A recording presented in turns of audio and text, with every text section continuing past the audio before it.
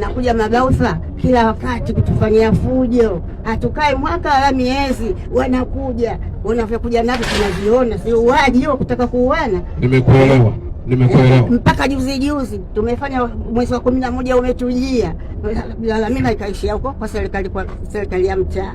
Wakaja tena hata wiki 2 bado wamekuja tena, hata wiki 3 wiki 5 bado wakaja tena, ndio hii malamisho, wanapanda juu wanang'oa mabati, kasi ya moja kwa moja. Mimi natolewa kwenda kwangu kwa tabu, nikaa kwa jirani pale anastiri ananiweka. Nilinunua nyumba hii mwaka 2011 kupitia mnada wa hadhara, nyumba urithi, lakini iliuzwa kwa mnada wa hadhara kwa hukumu ya mahakama ambayo ilitoka kutoka 2008.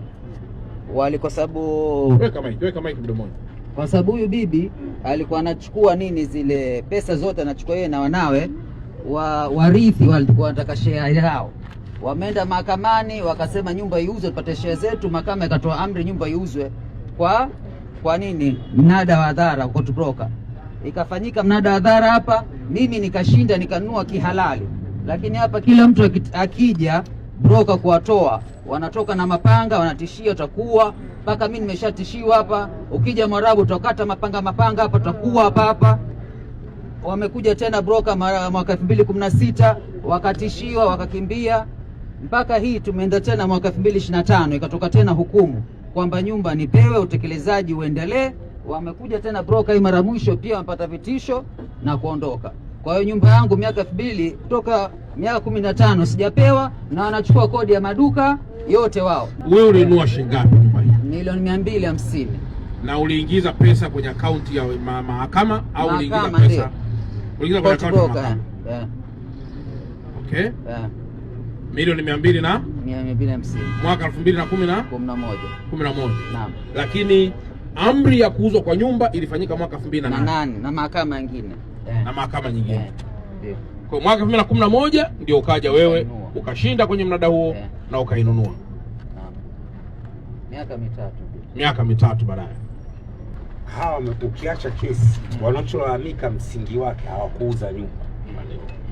Na hoja yao ni signature na dole gumba, kwamba mama mpaka leo anaweza kusoma na kuandika na anatumia signature katika kwa hiyo wanasema ili maana yake nyumba hizo pande zote ziridhike.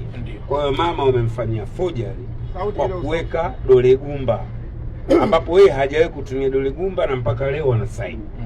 Kwa hiyo nataka uipate, nadhani hao hawajaelezea vizuri kwamba kuna issue ya fraud, kwamba mama amefanyiwa forgery ya kuokiwa dole gumba wakati yeye bado mpaka umri huu wa karibia miaka 90 anaendelea kusaini kwa mkono.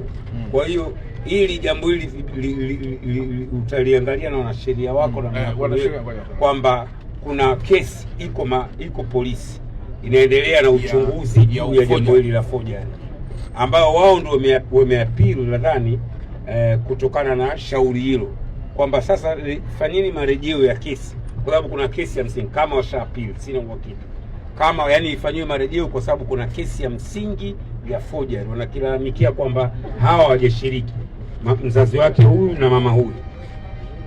Nataka niweke kama mkazi na kitu ambacho nimekisoma kingine, Mheshimiwa Diwani, kitu ambacho nimekisoma, yani kwa namna yoyote ile nyumba hii mmiliki sio mmoja, 6.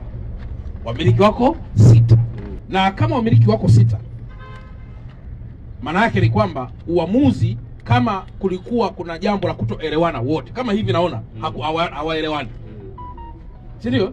Nadhani ndicho ambacho kimepelekea moja kwa moja kufikia kwenye hayo maamuzi. Na uamuzi wa kuuza kama ulifanyika mahakamani, kwa sababu wanasheria wako hapa, nao tutauangalia, kwa sababu pamoja na kwamba wale wamiliki wengine walishafariki, lakini katika misingi ya kawaida wanasheria nadhani watatuongoza. Bado wale wajukuu, kama ambavyo mjukuu huyu anakuja kumsimamia mama yake, vile vile kuna mjukuu mwingine atakuja kumsimamia marehemu baba yake, marehemu mama yake. Umeelewa mpaka hapo? Kwa hiyo ninachotaka familia mkielewe ni kwamba mpaka muda huu mmiliki wa nyumba sio Bi Maraya, kwa kuwa mzee Abdalla, nyumba hii ni ya mzee Abdalla. Haijatoka kwa baba. Sawa? Baba kutoka kwa nyumba hii ni ya ni ya mzee Abdalla Mtambo aliyefariki mwaka 1964. Bahati nzuri Mungu alimpa watoto. Ndio. Watoto wakazaliwa 6. Sawa. Kwa mujibu wa taratibu za kimirathi, ndio, wale watoto 6 ndio wamiliki wa nyumba hii. Sawa. Mmeona hapo? Imekwenda wote wametangulia mbele za haki kasoro moja. Ndio. Kutangulia mbele za haki kwa wale watoto 5 ndio hakunyang'anyi kisheria umiliki wa nyumba walioachiwa na marehemu baba yao. Hawajanyang'anywa lakini. Nisikize vizuri. Umeelewa mpaka hapo? Na ndio maana narudia kwamba nyumba hii mmiliki sio Bi Maraya. Ndio. Sasa. Umepata sasa ufafanuzi? Maana uliuliza tu kuhusu hilo kwamba kivipi? Umeelewa sasa? Wamiliki wa nyumba hii wako wangapi? 6. Sasa swali, huyu aliyebaki mmoja kisheria ndio mmiliki wa nyumba hii? Sawa. Kisheria. Nimnijibu kwanza. Huyu aliyebaki mmoja ndio anakuwa mmiliki wa nyumba hii? Ndio. Kama mtasema ndio, ninyi ndio mnakuwa wanyang'anyi wa kuwanyang'anya wale wengine. Yaani tunamaanisha kwamba nisikilize kwanza, mnisikize vizuri. Nimeuliza swali very technical kwamba je, kwa sasa mmiliki anakuwa ni Bi Maraya? Sio Bi Maraya. Wamiliki wanabaki 6 vile vile. Sijui umeelewa mpaka. Kwa uamuzi wowote mnaotakiwa kuufanya, lazima familia zote za watoto 5 akiwepo na Bi Maraya wa 6 zishiriki. Sijui umeelewa mpaka hapo? Mmenielewa vizuri?